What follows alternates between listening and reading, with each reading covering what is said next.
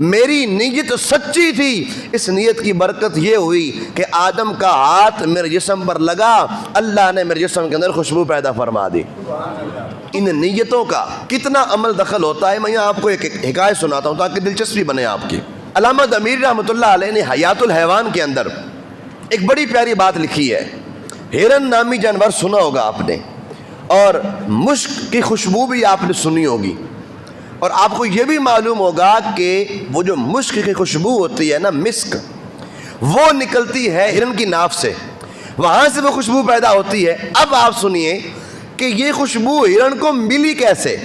یا نیت کے درست ہونے کا ذرا آپ نتیجہ دیکھیے گا کہ نیت اگر اچھی ہو تو کیا بدلہ ملتا ہے۔ اب ہوا یہ کہ جب اللہ نے جناب آدم علیہ السلام کو زمین میں اپنا خلیفہ اور اپنا نبی بنا کر نازل فرمایا، تو چونکہ آپ خلیفہ تھے رب کے، تو اس کائنات کے اوپر، اس دنیا کے اوپر جتنی مخلوقات تھیں، ساری مخلوقات نے، حتیٰ کہ جو جانور تھے ان جانوروں نے بھی، سارے کے سارے جانور جو ہیں، ان جانوروں نے جناب ابراہیم علیہ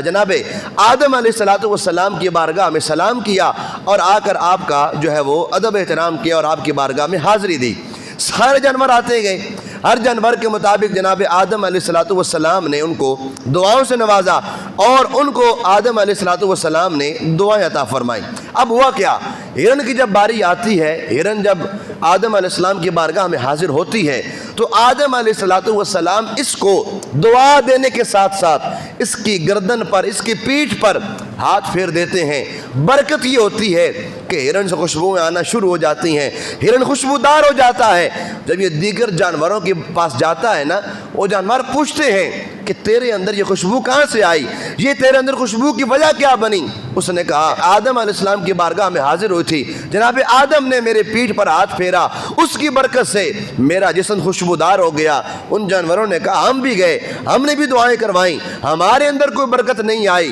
ان جانوروں نے سوچا کہ اچھا ہماری پیٹھ پر ہاتھ نہیں پھرا، شاید اس لیے ہمارے اندر خوشبو نہ آئی ہو۔ ہم دوبارہ جاتے ہیں، وہاں جا کے آدم علیہ السلام سے ہاتھ پھرواتے ہیں، شاید ہمارے جسموں کے اندر بھی خوشبو آ جائے۔ اب وہ جانور آدم علیہ السلام کی بارگاہ میں جاتے ہیں، جناب آدم علیہ السلام ان کی پیٹھ پر ہاتھ پھیر دیتے ہیں، لیکن خوشبو نہیں آتی۔ خوشبو ہرن کے اندر ہی ہے، یہاں خوشبو نہیں آتی۔ جانور پوچھتے ہیں اے ہرن یہ تو بتا تیرے اندر کیا خوبی ہے، کیا کوالٹی ہے، ہمارے جسم پر بھی ہاتھ لگا، وہی ہاتھ تھا، وہی اللہ کے نبی تھے، وہی اللہ کے خلیفہ تھے، لیکن ہمارے جسموں کے اندر خوشبو پیدا نہ ہوئی، تیرے جسم کے اندر خوشبو پیدا ہو گئی، وجہ کیا ہے؟ اس ہرن نے کہا کہ مجھے نہیں پتا تم کس نیت سے گئے تھے، میں صرف اور صرف اللہ کے نبی کی تعظیم کی خاطر اور اللہ کے نبی کی تعظیم بجا لانے کے لیے آدم کی بارگاہ میں گئی تھی،